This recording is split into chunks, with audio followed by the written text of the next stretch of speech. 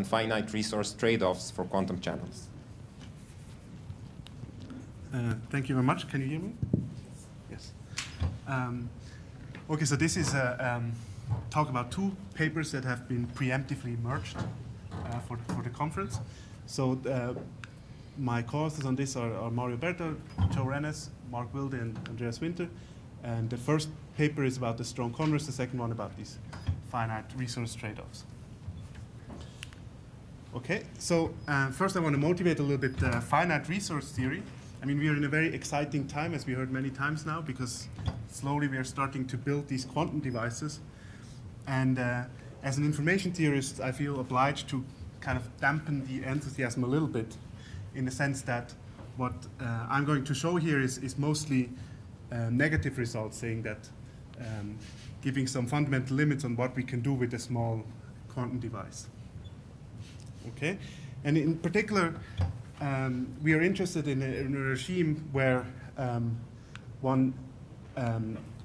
where these devices are maybe 10 qubits or 100 qubits, 1,000 qubits, and this is a regime where the approach to just try to find a SDP relaxation or some numerical solution to the problem is no longer available, but the asymptotics haven't really kicked in yet. So the usual limits where the resources go to infinity that we use in information theory are not yet valid. So in particular, when you look at this regime, there is actually a trade-off between three parameters. The first parameter is the rate at which you process information. So for example, the rate at which you transmit qubits over a quantum channel per use of the channel. The second one is the tolerated error or the infidelity of this transmission. And the third one is the size of the quantum device or the coding block length that you use. Okay, so in this kind of the type of questions I want to look at, and in terms of quantum channel capacity. So we're looking at, I'm just going to introduce now the model. So we just look at quantum channels where we have n copies of those. We label the inputs with 1 to n and then kind of collect them taking a superscript. And a code for this is, we look at entanglement transmission codes, where the goal is to transmit an entangled state through the channel. So you transmit one part of the entangled state. And these codes for n channel uses are given by three things. One of them is the dimension of the maximally entangled state that you try to transmit. The other one is a quantum channel that is the encoder, and then another quantum channel that is the decoder. So for this dimension, we can just define this maximally entangled state. And the encoder would be a map then from one of these subsystems to the channel inputs, whereas the decoder takes the channel outputs and maps them to this auxiliary system M double prime. And if you plug this together, you get a system like this, where you start with the maximum entangled state, send one part through this system here, and then in the end you compare it with the maximally entangled state again. So the performance of such a code is characterized by the fidelity between the output state and this maximum entangled state. Okay, and once we have these defined these codes, we can talk about an achievable region. And this achievable region is, or I should call it non-asymptotic achievable region, is really about triples, where we have a rate, a number of channel uses, and this infidelity.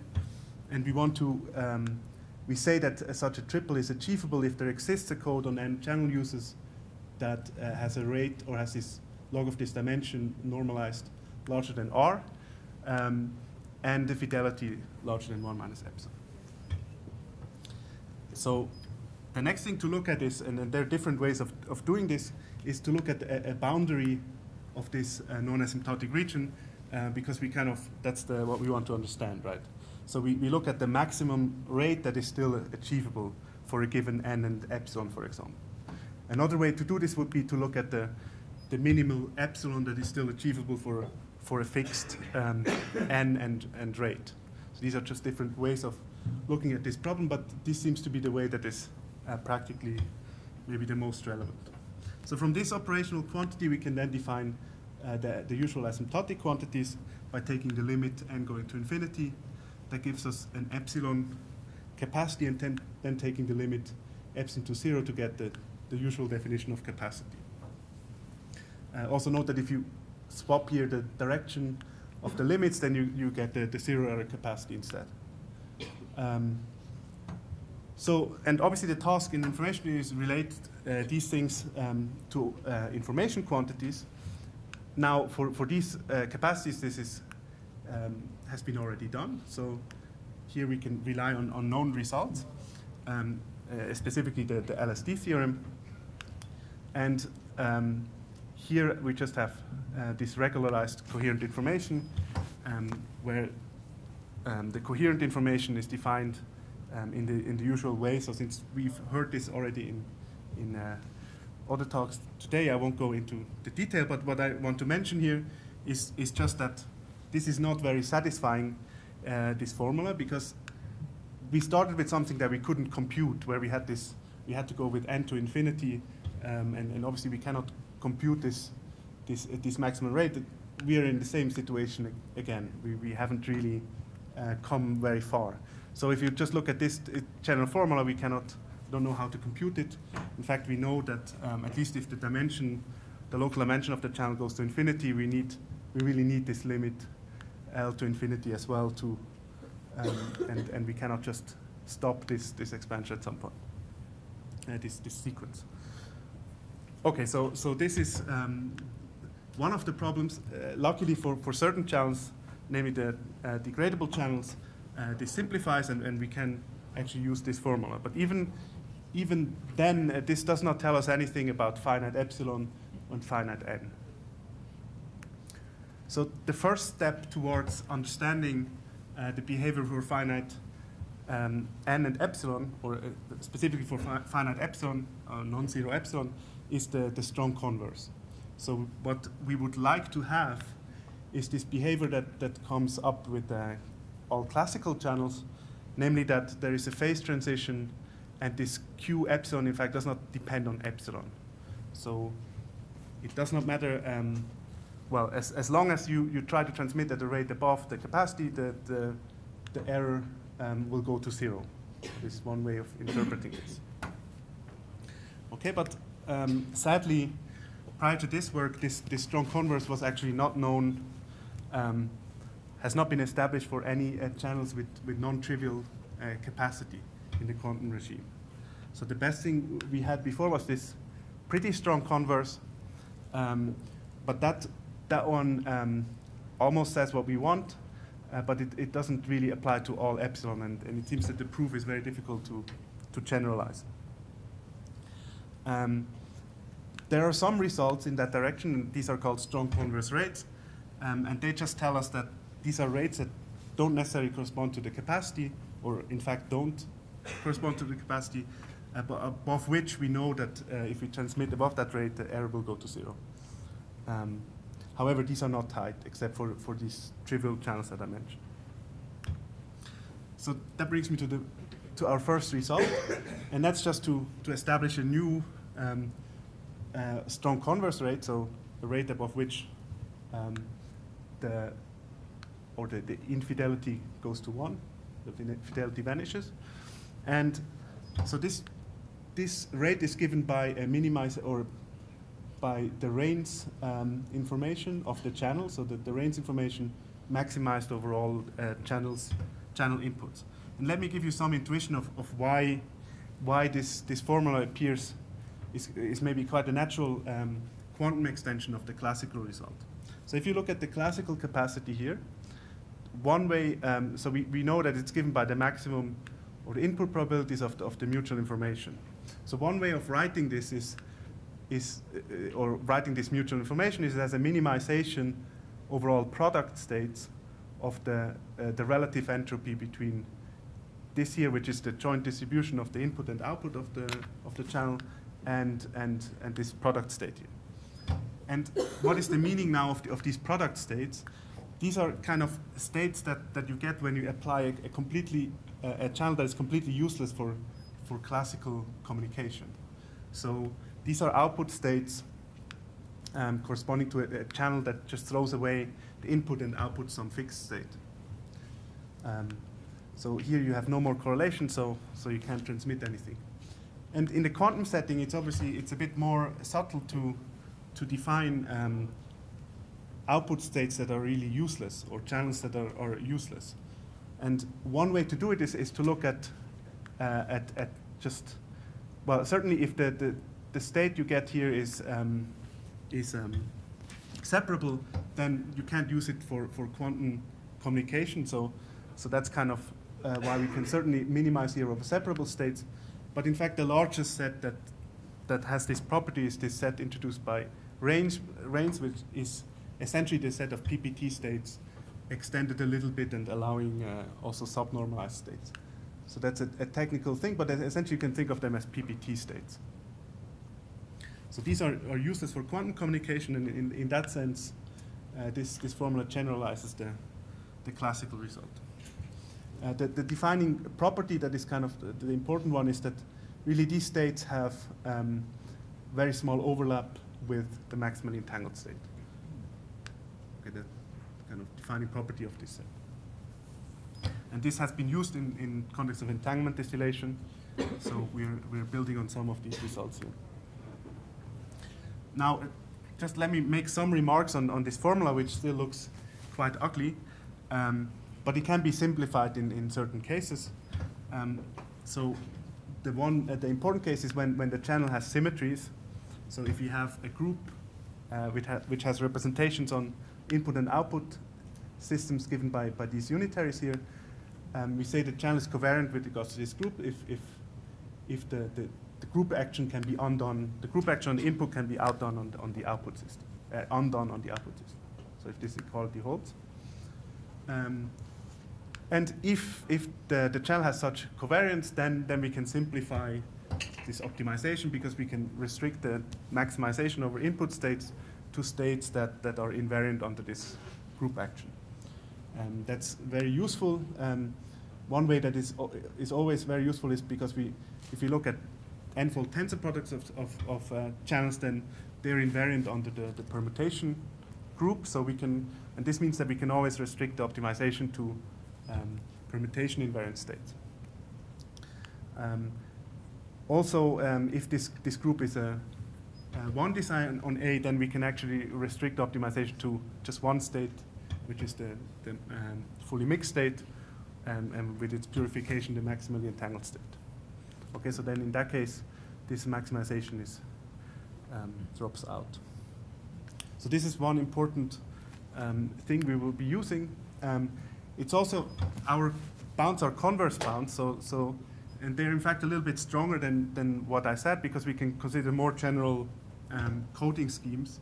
So this is, the coding scheme that we actually consider in our proof is one where after all the quantum communication, we have an LOCC operation that we can perform between the encoder and decoder. So there is classical communication allowed after all the quantum communication has been performed. So it's not interactive, but at the end we can communicate.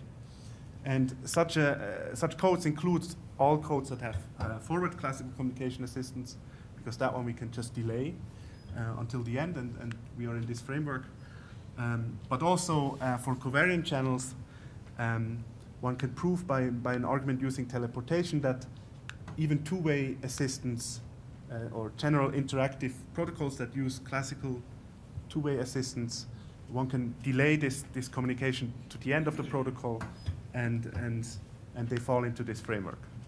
So for covariant channels, our bounds are valid for two-way assisted communication. So let me give an example of now a channel where we can show the strong converse. And that's the dephasing channel. So we have these sequence of inequalities that they have been established now with this theorem before. So in particular, Q epsilon is bounded by this Renes information. But now for generalized dephasing channels, one can quite easily show that this coincides with the coherent information, and so all these inequalities collapse. So there we have the strong converse, and in particular this is true for the qubit defacing channel. And in fact this also shows that the two-way, because this channel is covariant, that the two-way assistance here does not help. Okay, so now at least we have some group of channels where we have this strong converse. Sadly, it's a very small class of channels, but now we can look a little bit beyond that. So this is now a result, a converse result that tells us something about finite n. And the assumption here is that this channel is covariant with regards to this one design. Sorry, when I said covariant before without any specifying a group, I meant exactly this. So I meant covariant with regards to a one design, so that the maximally entangled state is the optimal input state. So this is also what I mean here. And then we can expand this upper bound. And so the meaning of this, without going into details of the definition, the meaning of this is essentially that this region is characterized by two parameters, one of them being this Renes information, which hopefully corresponds to the capacity, and the second parameter, which is called a channel dispersion, or here a Renes channel dispersion, which tells us something about the finite block length behavior of the channel. And then we have this is defined here. It's not so important. It's kind of a second moment of the relative entropy that is used. And we have this function here. So there is a dependence now, obviously, in the second order term on the error, on the infidelity that you allow. So in particular, this changes sign at 1/2. So if you allow for an infidelity that is actually larger than 1/2, you can transmit information above the capacity, the rate above the capacity. And not really a rate, because this is now an expansion of the rate, but yes. Okay, so when we can do something similar for the inner bound, and this has in fact also been done by Beigi et al. So we have a lower bound of this achievable region that features the coherent information and some dispersion term that is defined differently here. So the hope is obviously that these two bounds agree for some channels, and well, at least for one channel they do, and that's the qubit defacing channel. So for the qubit defacing channel, we can really apply this and get an expansion of this achievable region. So we can characterize this very, very precisely. So here is a kind of a plot where you can see the strong converse behavior, because when n goes to infinity, we have this sharp transition, and as n gets lower, we have smoother transitions that have the shape of this cumulative Gaussian distribution function. Okay, so in particular, if you allow for some errors, let's say 0.2, then you have to look at this point to see that you can't really get close to the capacity, but you're bounded away from that due to this result. So this expansion actually comes because we can on a one-shot level relate this channel coding problem to classical binary symmetric channel, and there these expansions are known. Okay, another way of looking at this is just by fixing the infidelity to 5% here, and then just looking at when you increase the number of channel uses, how does now the maximum achievable rate approach the capacity up here. So this striped line is this approximation that was on the previous, or is this approximation here. And then in this particular case, we can also calculate exact upper and lower bounds on this achievable region using, well, in fact, this turns out to be quite simple for this channel, but what it shows us is that this approximation here seems to be quite good. So these upper and lower bound converge very quickly to this approximation, and it tells us that that's a good way of characterizing the information processing possibilities with finite n that are not too small. Okay, so another channel we looked at is the erasure channel. There what happens is that if we allow two-way assistance, then in fact we can meet our upper bound as well. So as I said, the upper bound is valid for two-way classical assistance. If we do this for the erasure channel, we really get also such an asymptotic expansion. And here, in fact, one can give an exact boundary. So this is really the exact value of this boundary, and the third order approximation, again, matches it quite nicely. So now, since I'm going through the qubit channels that are the kind of famous qubit channels, I'll get to the qubit depolarizing channel. Here, obviously, we cannot hope to get matching bounds because we don't even know, we can't even evaluate the capacity. So, but what we can still give upper bounds using this result. And what we see here, so this is kind of the coherent information which we know we can achieve, but we also we also know that we can beat it. Now the question is, how can we in an experiment show that we can really beat this this coherent information? And what kind of quantum devices would we need for that? So this is actually not an easy question, but our upper bounds kind of give us fundamental limits on what is possible. So if we want to beat this coherent information, then we would need here at least, well, in this particular example, the answer is 42. So you need 42 uses of the channel to actually beat this bound. So it's maybe not the most relevant questions to find more and more precise bounds on the capacity of this depolarizing channel, because we won't be able to achieve that anyways in the near future. So these give us at least one directional bound. It's not clear whether we can actually achieve this. So this is not. This is just a converse bound. Okay, so I don't really have time to go through the proof ideas. So I'll just skip this. You can talk to me about this at any point, and I'll get to the conclusion. So the conclusion is somehow that the asymptotic capacity is certainly not sufficient to characterize the information processing over quantum channels in a realistic setting, at least not in the near future. So as you could see, this convergence to the capacity is actually quite slow. So you need really a few thousand or 100,000 qubits before you get close to the capacity. Obviously, that depends on all the parameters that you set, but that seems to be a general theme.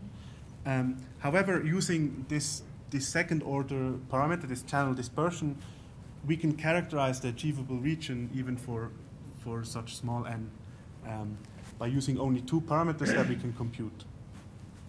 At least that would be the hope.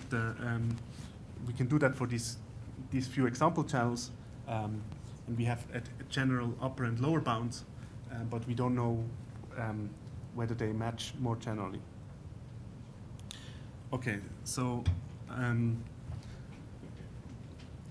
yes, and what we also saw is that these kind of approximations already agree with numerical results for small n. So they're good approximations even for small n. Now there are many open questions, obviously, in this field. I mean, one of them, kind of immediate one, is that we should have a strong converse for all degradable channels. These generalized dephasing channels are only a subset of those. We also would like to have this outer bound that we had for channels that are not covariant. For example, for the amplitude damping channel, or which would be the next kind of the last qubit channel that we really would want to learn more about. And we also don't really know very good inner bounds on the two-way assisted achievable region. So that that's also a problem, because maybe they actually match the outer bounds. That's, as far as I know, an open question. Okay, with that, Thanks for your attention.